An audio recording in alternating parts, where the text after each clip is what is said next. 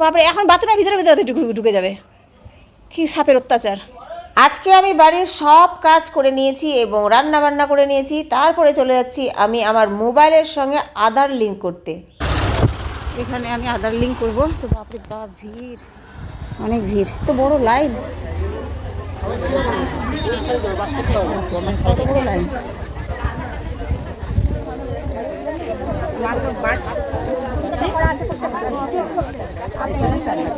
এত বড় লাইন।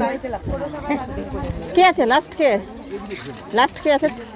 হ্যাঁ, আপনার পরে কিন্তু আমি, হ্যাঁ, যে লাইন দিচ্ছি, যে তাড়াতাড়ি করে আসলাম হন্তদন্ত হয়ে, কিন্তু এখানে এসে তো দেখছি অনেক বড় লাইন দিচ্ছি। বেশি সময় নাকি লাগছে না, 1 মিনিট করে লাগছে। আঙুলের ছাপ মিলে গেলেই হয়ে যাবে।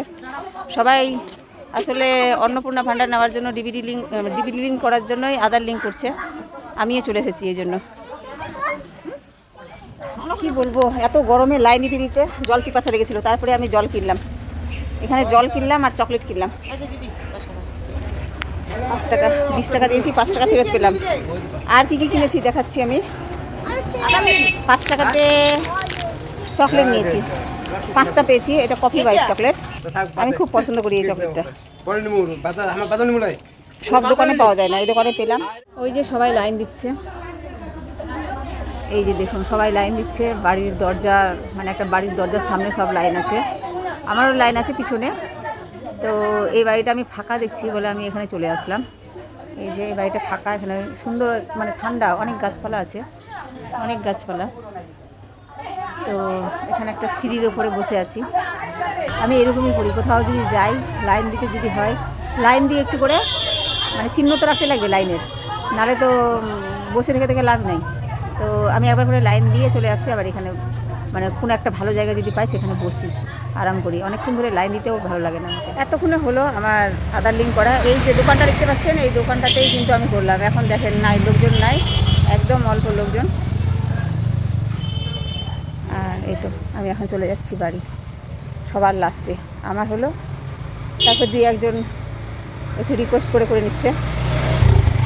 বাড়ি যাচ্ছি, ক্লান্ত হয়ে গেছি, ওয়েট করতে করতে আমি ক্লান্ত হয়ে গেছি পুরো।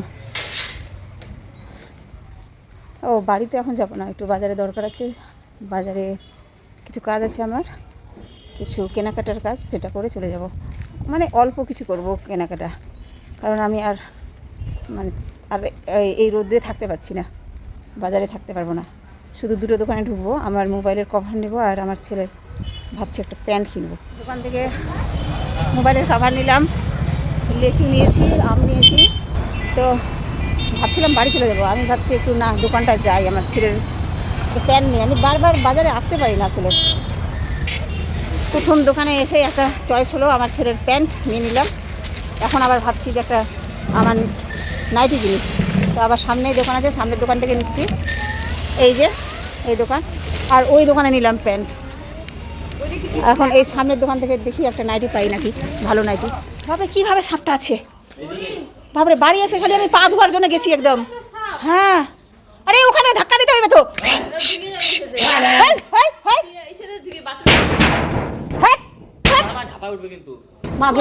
হ্যাঁ, লাঠি দিয়ে নদীর দিয়ে নেলে চলে যাবে।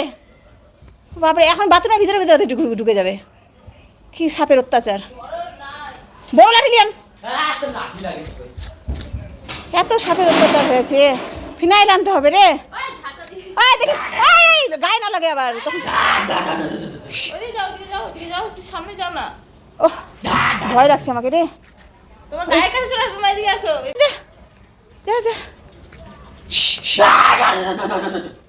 কত রকমের সাপ দেখবি এখানে। ওই দেখিস, যে এগুলো আমি লিচু আসার সময় নিয়ে এসেছিলাম, লিচুগুলো একদম পাকাই আছে। আর এখানে আম আছে, আমি নিয়ে এসেছি। আমার ছেলের প্যান্টটা নিয়েছি, প্যান্টটা দেখাবো, জানি আই দেখা। খুলে দেখা আগে, দেখা তো মুখটা। হ্যাঁ, খুবই ভালো, নরম সব। আমি ভাবলাম টাকা যাক একটু বেশি, তবুও ভালো, মানে একটু বেশি দাম হোক তবুও ভালো, কিন্তু পরে যেন আরাম পাই। অনেকক্ষণ আগে এসেছি, আমি আবার খাওয়া দাওয়া করে আরাম করলাম। তারপরে এই তো লিচু নিয়ে বসে গেছি, লিচু আম এখন ভাগ করে দিব ওদেরকে। তো আজকের মতো এখানে ভিডিওটা রেখে দিচ্ছি। পরবর্তী ভিডিও আবারও চলে আসবে। যারা যারা এখনও সাবস্ক্রাইব ফলো করেননি প্লিজ করে দিবেন। যারা ইউটিউবে দেখছেন সাবস্ক্রাইব করবেন, আর যারা ফেসবুকে দেখছেন তারা ফলো করবেন। আজকের মতো এখানেই, খোদা হাফেজ।